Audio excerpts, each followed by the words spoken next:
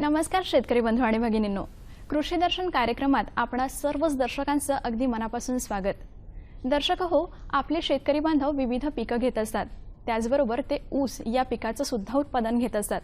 या पिकाचं भरपूर असं उत्पादन त्यांना होत असतं, पण मात्र या संपूर्ण नियोजनात प्रश्न असतो तो किडीच्या व्यवस्थापनाचा।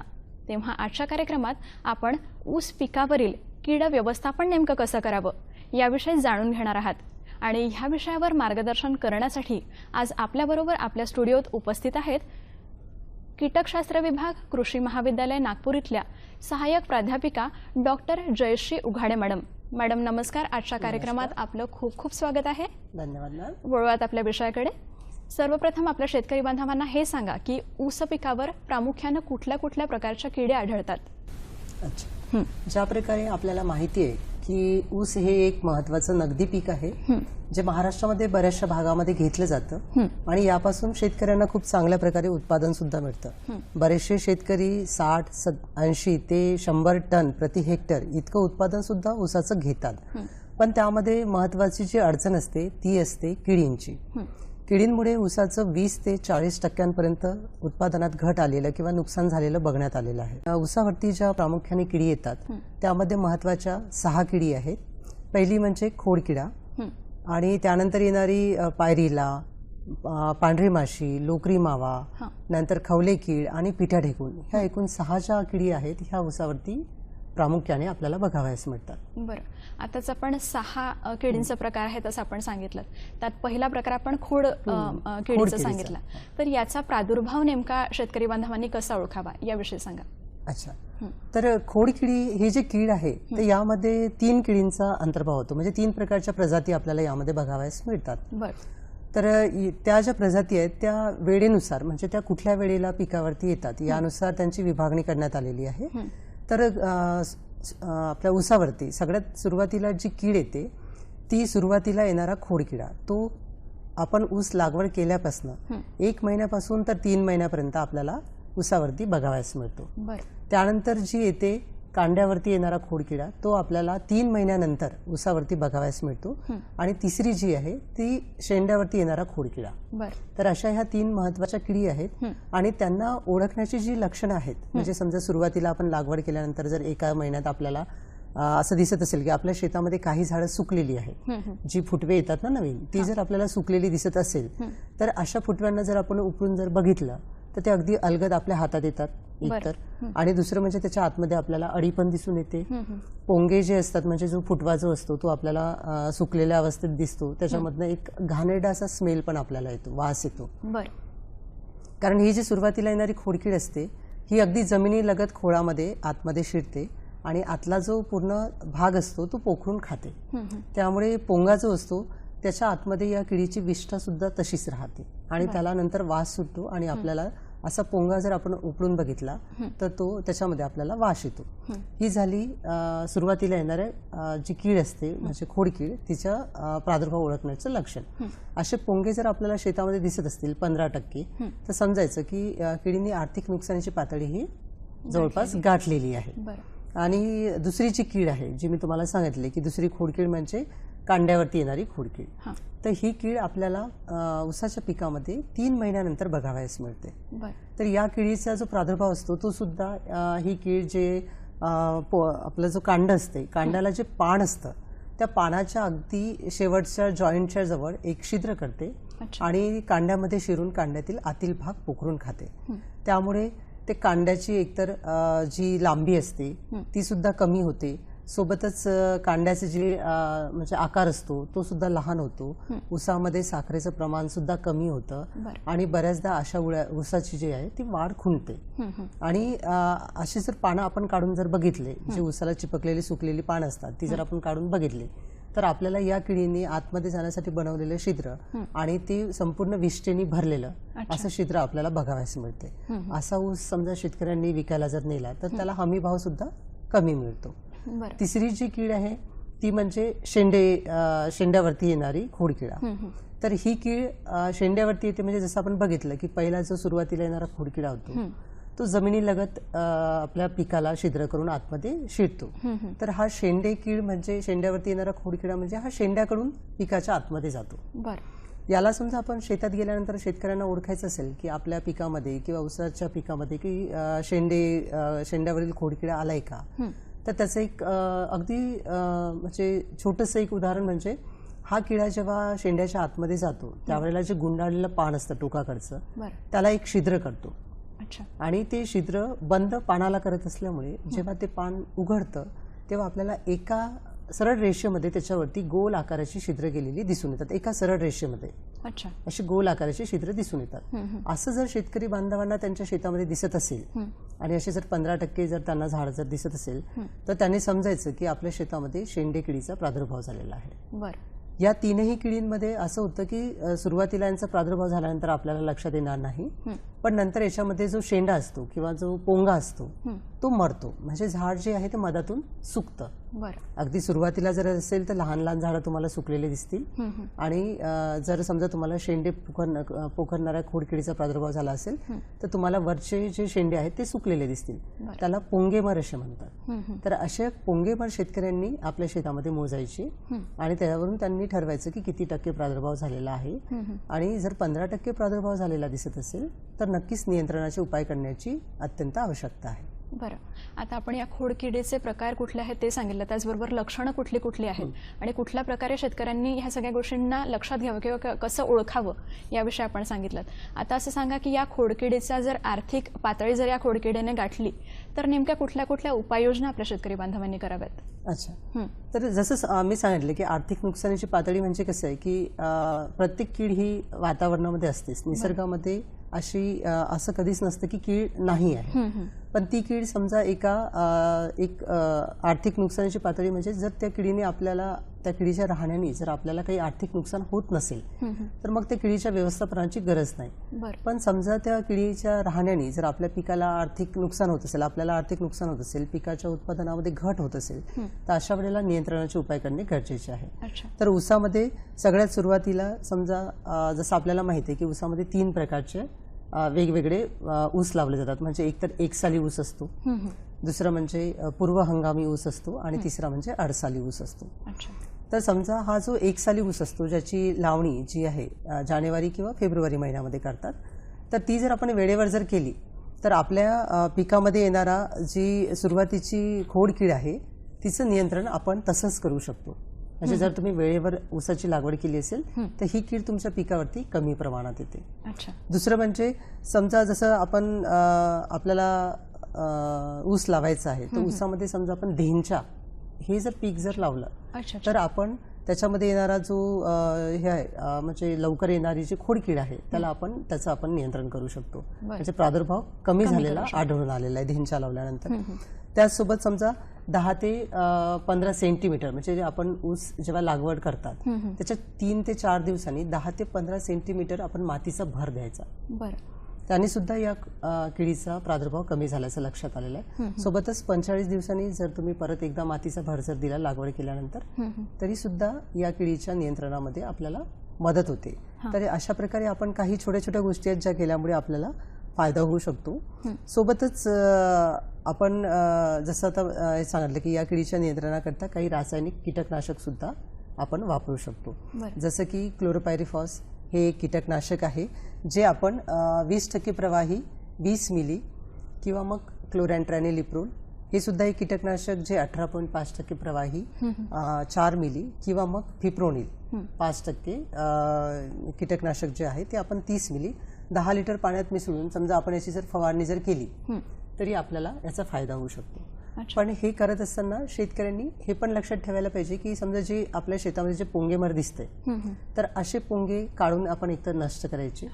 आणि दुसरी गोष्ट म्हणजे जर आपल्याला नंतर येणारे जे खोडकिडी आहेत जसं की कांड्यावरती येणारी खोडकीड आहे किंवा शेंड्यावरती येणारी खोडकीड आहे याचा प्रादुर्भाव जर कमी करायचा असेल तर ऊसाचं जे पाचट असतं, अच्छा. म्हणजे खाली सुकलेली जी पानं असतात, जी लटकलेली असतात, तर ती पानं काढून आपल्या ऊसाला स्वच्छ ठेवायचं. बरं. सोबतच बाडबांधणी हा जो एक प्रकार आहे, जो बरेचसे शेतकरी बंधू आपल्या शेतामध्ये करतात, तो सुद्धा एक फायदेशीर उपाय आहे याच्यावरती. म्हणजे तुम्ही बाळबांधणी जर केली असेल तरी सुद्धा खोडकिडीचा थोडासा प्रादुर्भाव कमी होतो. बरं.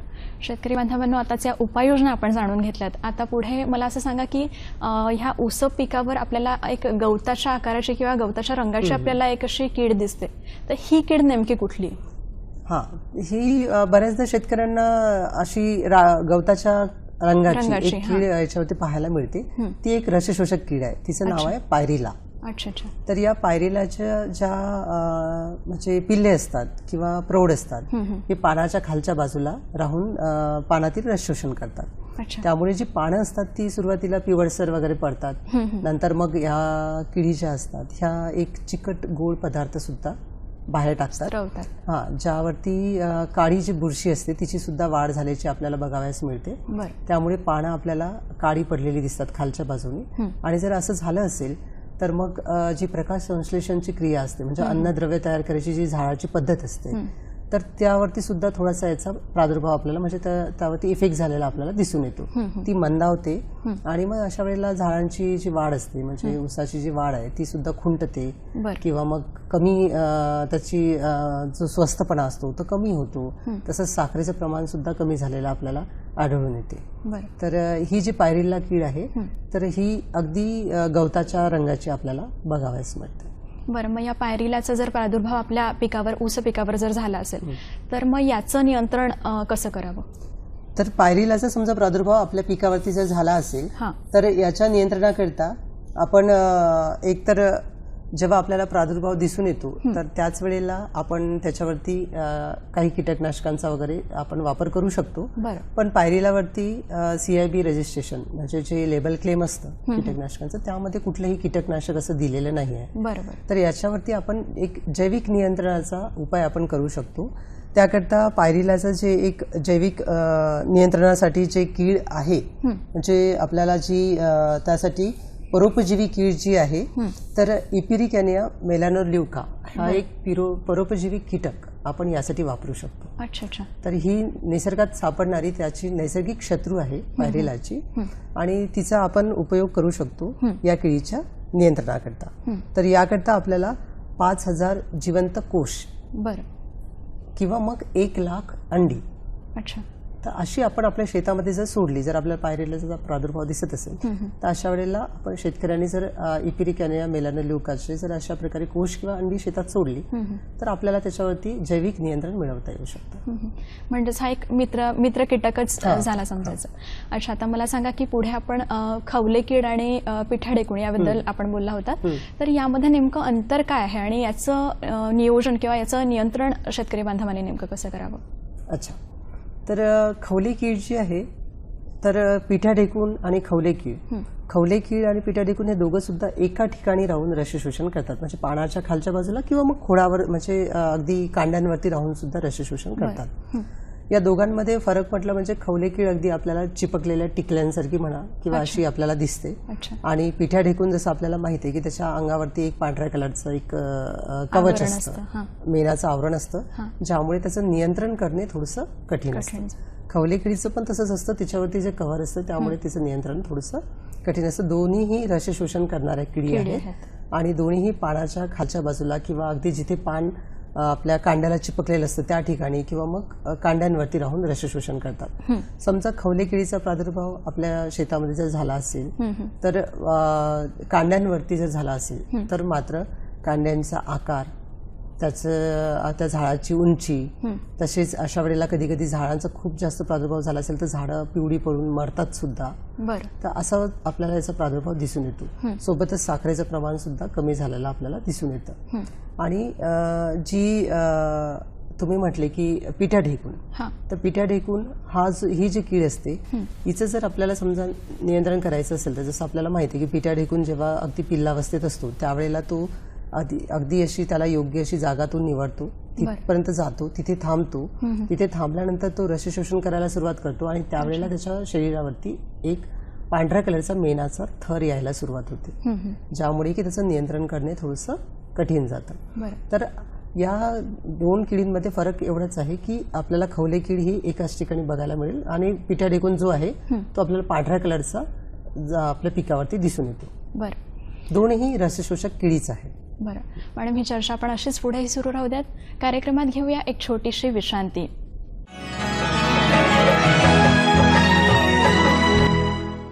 दर्शक हो, कार्यक्रमात आपणा सर्वांचं पुन्हा एकदा स्वागत.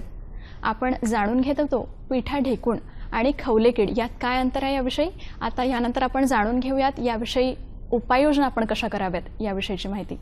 समजा आपल्याला पिकावरती फिकट काळपट कलरचे किंवा राखाडी कलरचे खवले कीड दिसली किंवा पांढऱ्या कलरचे पिठा ढेकूण जर दिसले, तर अशा वेळेला याच्या नियंत्रणाकरिता आपल्याला सुरुवातीलाच काळजी घेणे महत्त्वाचं आहे. म्हणजे ज्या वेळेला आपण बेणे निवडतो त्यावेळेला शेतकऱ्यांनी काळजी घेणे महत्त्वाचं आहे. म्हणजे आपले जे बेणे असतील ती किडींनी प्रादुर्भावग्रस्त झालेली नसावी, सगळ्यात महत्त्वाचं म्हणजे. आणि समजा आपण बेणे लागवड करतोय तर अशा वेळेला बेणे लागवड करताना जर आपण बेण्यांना कीटकनाशकांचं द्रावणात बुडवून जर लावलं तर आपल्याला या किडीचं नियंत्रण मिळवता येतं. म्हणजेच बीज प्रक्रिया नाही म्हणू शकत आपण, पण कीटकनाशकांच्या द्रावणात आपण त्यांना बुडवून लावू शकतो. म्हणजे जसं समजा आता बीज प्रक्रियेसारखंच मोनोक्रोटोफॉसचं आपण यासाठी द्रावण वापरू शकतो. मोनोक्रोटोफॉस 36% प्रवाही 30 मिली 10 लिटर पाण्यामध्ये असं आपण याचं द्रावण बनवायचं आणि आपली जी बेणे आहे ती 10 मिनिट या द्रावणामध्ये बुडवून ठेवायची. त्यानंतर शेतकरी बंधूंनी ही बेणे आपल्या शेतामध्ये लावायची. असं जर केलं तर आपल्याला या किडीचं नियंत्रण आपल्याला थोडं म्हणजे चांगल्या प्रकारे मिळू शकतं. आणि समजा तरीही एवढं करूनही समजा शेतकऱ्यांना असं दिसलं किंवा शेतकरी ही प्रक्रिया करायची विसरले, तर अशा वेळेला जर तुमच्या शेतामध्ये पानाच्या खालच्या बाजूला राखाडी कलरचे चिपकलेले खवले कीड किंवा पांढऱ्या कलरचे जर तुम्हाला पांढऱ्या किंवा गुलाबी कलरचे तुम्हाला जर पिठा ढेकूण दिसत असतील तर त्याकरिता तुम्ही मोनोक्रोटोफॉस ही या कीटकनाशकाची फवारणी सुद्धा करू शकता. त्यासाठी सुद्धा मोनोक्रोटोफॉस 36% प्रवाही 30 मिली 10 लिटर पाण्यामध्ये घेऊन शेतकरी फवारणी करू शकतात. आणि फवारणी करताना हे लक्षात ठेवायचं की ज्या पानांवरती आपल्याला खवले कीड किंवा पिठा ढेकूण खूप जास्त प्रमाणात दिसतोय ती पानं आधी काढून घ्यायची. म्हणजे पाचट आधी काढून घ्यायचा आणि त्यानंतर फवारणी करायची, म्हणजे आपल्याला नियंत्रण चांगल्या प्रकारे मिळेल. मॅडम, याच्यानंतर आपल्याला आपण सांगितलं होतं की पांढरी माशी ही प्रामुख्यानं ऊसावर दिसणारी कीड आहे, तर नेमकं याचं व्यवस्थापन नेमकं कसं करावं शेतकरी बांधवांनी. सगळ्यात पहिल्यांदा तर काय होतं, बऱ्याचदा शेतकऱ्यांना थोडंसं म्हणजे कन्फ्यूज होतं की म्हणायला पांढरी माशी आहे, तिची जी पिल्ले असतात किंवा माशी असते ती पांढऱ्या कलरची असते, पण कोश जे असतात ते काळ्या कलरचे असतात. तर बऱ्याचदा शेतकऱ्यांना हेच कळत नाही की ही पांढरी माशी आहे की ही खवले कीड आहे. तर शेतकऱ्यांना मी हे सांगू इच्छिते की पांढऱ्या माशीचे कोश हे काळ्या रंगाचे असतात, जे पानाच्या खालच्या बाजूला तुम्हाला दिसून येतात. तर पांढऱ्या माशीने जर प्रादुर्भाव केला असेल तर पानावरती एक चिकटपणा येतो, कारण तिची एक साखरेसारखा जो द्रव पदार्थ सोडतात त्याच्यामुळे पानावरती एक चिकटपणा येतो आणि सोबतच या चिकटाव्यावरती काळ्या बुरशीची वाढ झालेली सुद्धा दिसून येते. म्हणजे पानं काळे सुद्धा पडलेले दिसून जर प्रादुर्भाव जास्त असेल तर. आणि समजा या किडीचा खूप प्रादुर्भाव झाला असेल तर मात्र तुमचे पिकं जे आहेत ते पहिल्यांदा पिवळी पडतात, नंतर जी पानं आहेत, पानाची टोकं किंवा पानं जी आहेत ते असे गुलाबीसर होतात आणि नंतर तांबूस होऊन मग पूर्ण सुकतात आणि अशी जी पानं आहेत ती गळून सुद्धा खाली पडतात. तर अशा वेळेला शेतकऱ्यांनी जर याचा प्रादुर्भाव झाला असेल तर नियंत्रणाचे उपायामध्ये सगळ्यात महत्त्वाचं आहे की त्यांनी खोल नांगरटी करणे. जी आपण जी खवले कीड आहे आणि पांढरी माशी या दोन्हीसाठी सारख्याच उपाययोजना आहेत. त्यामध्ये खोल नांगरटी करणे आणि सोबतच उन्हाळ्यामध्ये खोल नांगरटी केल्यानंतर पिकाची फेरपालट करायची. जेव्हाही आपण पीक लावणार त्यावेळेला दरवर्षी ऊस घ्यायच्याऐवजी पिकांची थोडी फेरपालट करायची.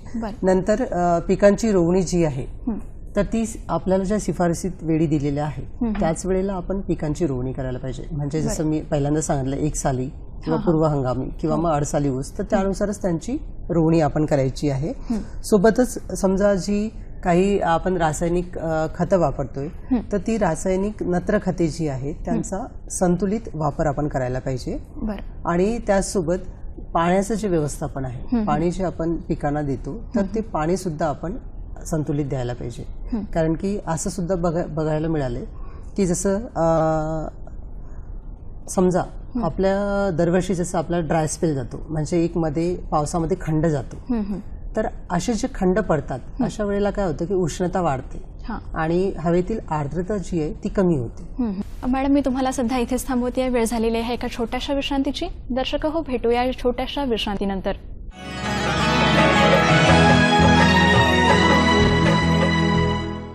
दर्शक हो, आजच्या कार्यक्रमात आपणा सर्वांचं पुन्हा एकदा मी स्वागत करते. मॅडम, आपण बोलत होतात पांढऱ्या माशीच्या व्यवस्थापनाविषयी. पुढे काय सांगाल? हां, जसं आपण आता ब्रेक पूर्वी बोलत होतो की जसं पावसामध्ये खंड पडतात, अशा वेळेला तापमान वाढतं आणि हवेतील आर्द्रता कमी होते. तर यावेळेला जसं खोडकीड जो आहे याचा प्रादुर्भाव वाढतो. तर त्यावेळेला आपल्याला शेतामध्ये असं जर खंड पडला असेल तर पाणी देणे जसं गरजेचं आहे, तसंच रस शोषण करणाऱ्या किडींच्या नियंत्रणाकरिता पाण्याचं व्यवस्थित नियोजन करणे जरुरी आहे. म्हणजे समजा असं जर खंड पडला असेल तर पाणी द्यायचं, किंवा खूप पाणी जर झालं असेल तर अशा वेळेला आपण थोडं पाणी लांबवायचं. हे सुद्धा प्रकार करून आपण आपल्या शेतातील उष्णता आणि आर्द्रता यांचं जर आपण व्यवस्थित नियोजन जर केलं तर आपल्याला रस शोषक किडींचा प्रादुर्भाव सुद्धा थोड्या प्रमाणात कमी करता येतो. पुढली आपण कीड सांगितली होती मावा कीड. ही सुद्धा एक उपद्रवी कीड आहे असं म्हणता येईल. तेव्हा या किडीचं व्यवस्थापन ऊस पिकासाठी कसं करावं याविषयी सांगा. लोकरी मावा ही जी कीड आहे ही सुद्धा एक रस शोषक कीड आहे. ही सुद्धा आपल्याला पानाच्या खालच्या बाजूला किंवा त्याच्या ज्या शिरा असतात त्याच्या बाजूला आपल्याला दिसून येते. तर या किडीवरती असा एक पांढरा लोकरीसारखा एक हे असतो, पदार्थ असतो, ज्यामुळे त्याला लोकरी मावा म्हटलं जातं. याच्यामध्ये 2 प्रकारचे मावा आपल्याला पाहायला मिळतात. एक तर ज्याला पंख असतात आणि एक दुसरे बिना पंखावाले. जर शेतकऱ्यांच्या शेतामध्ये पंखावाल्या मावांचा प्रादुर्भाव झाला असेल तर त्यांना हिरवट कलरची पिल्ले पाहायला मिळतील आणि पंख असलेले मावा पाहायला मिळतील. आणि समजा त्यांच्या इथे बिनपंखी जर असेल तर मग हिरव्या कलरचे, पिवळ्या कलरचे त्यांना मावा पाहायला मिळतील. आणि अशा वेळेला हे जे मावा आहे हे पानाच्या खालच्या बाजूला, म्हणजे अक्षरशः कधी कधी पूर्ण पान माव्याने झाकलेलं असतं आणि खालच्या बाजूला राहून हे रस शोषण करतात. आणि यांच्या रस शोषण करण्यामुळे सुरुवातीला पानाच्या कळा ज्या आहेत ते पिवळसर पडतात. नंतर मग हळूहळू पान पिवळं पडायला लागतं, लालसर होतं आणि मग सुकायला लागतं. यांचा जर खूप प्रादुर्भाव झाला असेल तर अशा वेळेला सुद्धा आपल्याला ऊसाचं जे पीक आहे त्याची संपूर्ण वाढ थांबलेली दिसते. सोबतच जे कांडे आहेत ते सुद्धा सुकल्यासारखे, चिमल्यासारखे असे दिसायला लागतात आणि आपल्याला उत्पादनामध्ये त्यामुळे घट येतो, साखरेचा उतारा सुद्धा कमी येतो. आता ही पांढरी माशी आणि मावा याच्यासाठी तुम्ही कुठलीच कीटकनाशकं याबद्दल काहीच सांगितलेलं नाही. आता हा प्रश्न मला पडलेला आहे, याविषयी काय सांगा. अच्छा, तर कसं आहे की पांढरी माशी आणि मावा यावरती कुठलेही लेबल क्लेम असं नाहीये कीटकनाशकाचं. आणि जर समजा लेबल क्लेम नसेल तर अशी कीटकनाशक आपण शेतकऱ्यांना प्रस्तावित करू शकत नाही, सांगू शकत नाही. तर लेबल क्लेम नसल्यामुळे यावरती मी कुठलेही कीटकनाशक सांगणार नाही. पण लोकरी मावाच्या नियंत्रणाकरता आपल्याला काही जैविक किडी उपलब्ध आहेत. जसं की आपण एक जैविक कीड आहे, म्हणजे परोपभक्षी कीटक आहे जो आहे कोनोबात्रा. तर आपण कोनोबात्राच्या 100 अळ्या प्रति हेक्टर याप्रमाणे आपण आपल्या शेतामध्ये शेतकरी बंधू सोडू शकतात. किंवा मग मगर अळी आहे, तर या अळीच्या 2500 अळ्या, या किडीच्या 2500 अळ्या मित्र किडीच्या आपण प्रति हेक्टर शेतामध्ये सोडू शकतो. किंवा मग क्रायसोपरला ही जी एक मित्र कीड आहे हिच्या सुद्धा आपण 2500 अळ्या प्रति हेक्टर या प्रमाणात आपण शेतामध्ये सोडू शकतो. तर ह्या सोडून आपण लोकरी मावाचं नियंत्रण करू शकतो. अच्छा, शेतकरी बांधवांनो, आज आपण ऊसावरील कीड व्यवस्थापन याविषयी जाणून घेत होतात आणि याविषयीची अतिशय शास्त्रीय अशी माहिती आपल्याला मॅडमकडून मिळालेली आहे.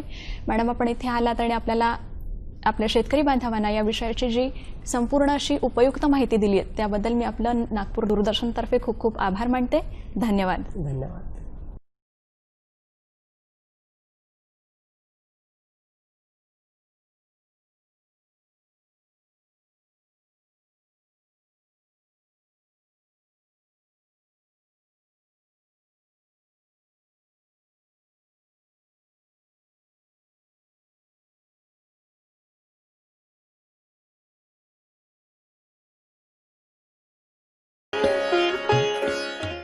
दूरदर्शनच्या सह्याद्री वाहिनीवरच्या कृषी विषयक कार्यक्रमांबद्दल आपल्या प्रतिक्रिया, शेतीविषयक आपले प्रश्न आणि कृषी तंत्रज्ञानावर आधारित आमच्या कार्यक्रमांमध्ये आपल्याला कशा स्वरूपाचे बदल अपेक्षित आहेत याबद्दल आम्हाला अवश्य कळवा.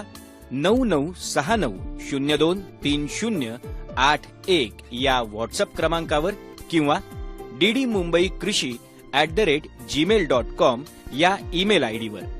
आपल्या व्हॉट्सअप पोस्टमध्ये आणि मेलमध्ये आपलं नाव आणि पत्ता अवश्य लिहा.